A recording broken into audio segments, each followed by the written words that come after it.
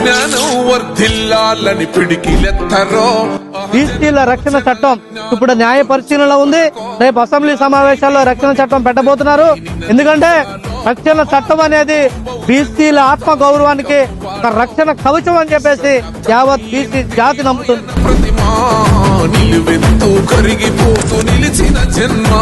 ఈ రక్షణ చట్టం తీసుకొచ్చినందుకు గౌరవ ముఖ్యమంత్రి నారా చంద్రబాబు నాయుడు గారిని, డిప్యూటీ సీఎం పవన్ కళ్యాణ్ గారిని, నరేంద్ర మోడీ గారిని కూడా మేము ఇటీవల పాలాభిషేకం చేసి కూడా గౌరవించుకున్నాం. ఎవరో ఒక్కరు దిగితే ఉండదు అంట, మనమందరం ఒక్కటి అయితే విజయం రాగా. జై భీమ్ జై భీమ్ జనగుండె నినాదం.